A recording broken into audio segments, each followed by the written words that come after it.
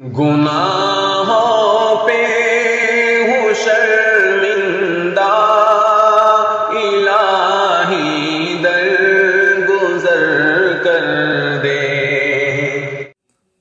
السلام علیکم ورحمۃ اللہ وبرکاتہ۔ صرف 5 منٹ کا مدرسہ قرآن اور حدیث کی روشنی میں سبق نمبر 28 یعنی 28 محرم الحرام۔ سب سے پہلے آپ سے گزارش ہے، اگر آپ پہلی مرتبہ چینل پر تشریف لائے ہیں تو چینل کو اپنی محبتوں سے نوازیں، سبسکرائب کیجئے، ویڈیو کو لائک کیجئے اور دوسروں کو شیئر بھی کیجئے۔ جزاکم اللہ خیر الجزا۔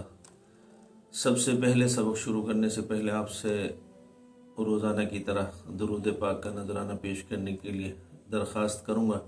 اللہم صلی علی محمد وعلی آل محمد کما صلیت علی ابراہیم وعلی آل ابراہیم انک حمید مجید۔ اللہم بارک علی محمد وعلی آل محمد کما بارکت علی ابراہیم وعلی آل ابراہیم انک حمید مجید۔ نمبر 1 ہے اسلامی تاریخ۔ حضرت لوط علیہ السلام حضرت لوط علیہ السلام اللہ کے مشہور نبی ہیں۔ ان کے والد کا نام ہاران تھا۔ حضرت عیسیٰ علیہ السلام سے تقریباً 2000 سال پہلے پیدا ہوئے۔ ان کا وطن عراق کا مشہور شہر بابل تھا۔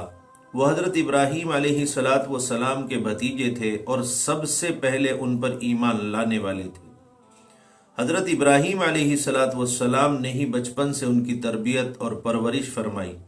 جب حضرت ابراہیم علی نبینا علیہ السلام نے عراق سے ہجرت کی تو حضرت لوط علیہ السلام بھی اس سفر میں آپ کے ساتھ تھے۔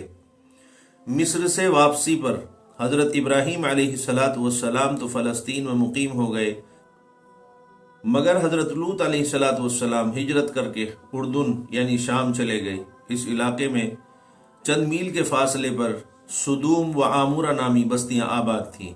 ان کے رہنے والوں کی اصلاح کے لیے اللہ تعالیٰ نے حضرت لوط علیہ السلام کو نبی بنا کر بھیجا۔ نمبر 2، حضور اکرم صلی اللہ علیہ وسلم کا معجزہ۔ حضور اکرم صلی اللہ علیہ وسلم کا کفار کے درمیان سے گزر جانا۔ جس رات رسول اللہ صلی اللہ علیہ وسلم نے ہجرت فرمائی تھی، اس رات حضور اکرم صلی اللہ علیہ وسلم نے اپنے بستر پر حضرت علی رضی اللہ عنہ کو سلا دیا اور ایک برتن میں مٹی لے کر آپ صلی اللہ علیہ وسلم باہر تشریف لائے اور یاسین شریف شروع سے فَأَغْشَيْنَاهُمْ فَهُمْ لَا يُبْصِرُونَ تک پڑھتے گئے اور کفار کی طرف مٹی پھینکتے گئے اور ان کے بیچ سے گزر گئے، ان کو پتہ تک نہ چلا۔ نمبر 3، ایک فرض کے بارے میں، قضا نمازوں کی ادائیگی۔ رسول اللہ صلی اللہ علیہ وسلم نے فرمایا، جو کوئی نماز پڑھنا بھول گیا یا نماز کے وقت سوتا رہ گیا تو اس کا کفارہ یہ ہے کہ جب یاد آ جائے اسی وقت پڑھ لے۔ ترمذی شریف حدیث نمبر 177 اور جس کے راوی حضرت ابی قتادہ رضی اللہ تعالی عنہ ہیں۔ خلاصہ، اگر کسی شخص کی نماز کسی عذر کی وجہ سے چھوٹ جائے یا سونے کی حالت میں نماز کا وقت گزر جائے تو بعد میں اس کو پڑھنا فرض ہے۔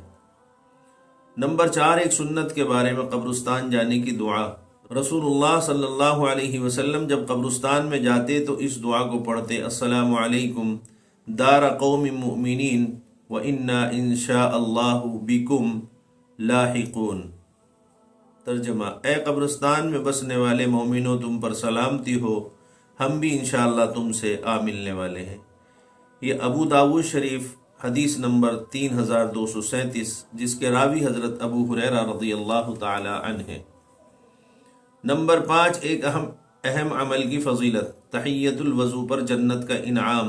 رسول اللہ صلی اللہ علیہ وسلم نے فرمایا، جو شخص اچھی طرح وضو کرے پھر 2 رکعتیں پوری توجہ کے ساتھ ادا کرے تو اس کے لیے جنت لازم کر دی جاتی ہے۔ خلاصہ، وضو کے بعد 2 رکعت نماز پڑھنے کو تحیۃ الوضو کہتے ہیں۔ مسلم شریف حدیث نمبر 553 حضرت عقبہ بن عامر رضی اللہ تعالی عنہ اس کے راوی ہیں۔ نمبر 6، گناہ کے بارے میں، نماز میں سستی کرنا۔ قرآن میں اللہ تعالیٰ فرماتا ہے، ایسے نمازیوں کے لیے بڑی خرابی ہے جو اپنی نمازوں کی طرف سے غفلت اور سستی برتتے ہیں، جو صرف ریاکاری کرتے ہیں۔ قرآن کریم کی سورہ معون آیت نمبر 4، 5 اور 6 کا یہ ترجمہ ہے۔ نمبر 7، دنیا کے بارے میں مال اور دولت آزمائش کی چیزیں ہیں۔ قرآن میں اللہ تعالیٰ فرماتا ہے جب اللہ تعالیٰ انسان کو آزماتا ہے تو اس کو ظاہراً مال اور دولت دے کر اس کا اکرام کرتا ہے تو بطور فخر کہنے لگتا ہے کہ میرے رب نے میری قدر بڑھا دی، حالانکہ یہ اس کی طرف سے اس کی آزمائش کا ذریعہ ہے۔ قرآن کریم کی سورہ فجر آیت نمبر 15 کا یہ ترجمہ ہے۔ نمبر 8، آخرت کے بارے میں دوزخ کی گرمی اور بدبو کی شدت۔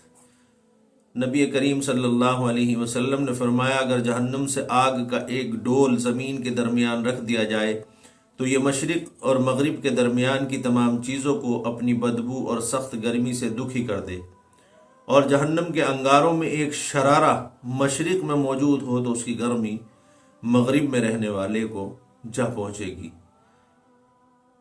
اللہ اکبر۔ یہ حدیث طبرانی میں موجود ہے اور اس کے راوی حضرت انس رضی اللہ تعالی عنہ ہے۔ نمبر 9، طب نبوی سے علاج، چست چاق اور چوبند رہنے کا طریقہ۔ رسول اللہ صلی اللہ علیہ وسلم نے فرمایا تم میں سے جب کوئی سوتا ہے تو ہر ایک کی گدی پر شیطان 3 گرہیں لگاتا ہے اور ہر گرہ پر کہتا ہے رات لمبی ہے سوتے رہو، رات لمبی ہے سوتے رہو، رات لمبی ہے سوتے رہو۔ جب وہ بیدار ہوتا ہے اور اللہ کا نام لیتا ہے تو ایک گرہ کھل جاتی ہے، پھر وضو کرتا ہے تو دوسری گرہ کھل جاتی ہے، اور نماز پڑھ لیتا ہے تو ساری گرہیں کھل جاتی ہیں۔ چنانچہ وہ صبح کے وقت چست چاق اور چوبند اور خوش مزاج ہوتا ہے، ورنہ منحوس اور سست رہتا ہے۔ موطا امام مالک 605 پر یہ موجود ہے اور اس کے راوی حضرت ابو ہریرہ رضی اللہ تعالی عنہ۔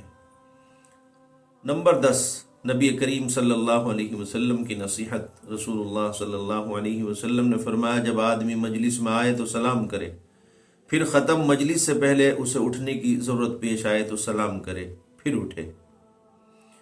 اس حدیث کے راوی حضرت ابو ہریرہ رضی اللہ تعالی عنہ ہے۔ اللہ سے دعا ہے کہ ہم نے جو سنا ہے ان باتوں پر عمل کی ہمیں بھی اور آپ کو بھی توفیق مرحمت فرمائے۔ اللہ تعالیٰ میری بھی اور آپ کی بھی مغفرت فرمائے۔ اللہ تعالیٰ دین کے پھیلانے والوں میں ہمیں شامل فرمائے۔ السلام علیکم ورحمۃ اللہ وبرکاتہ۔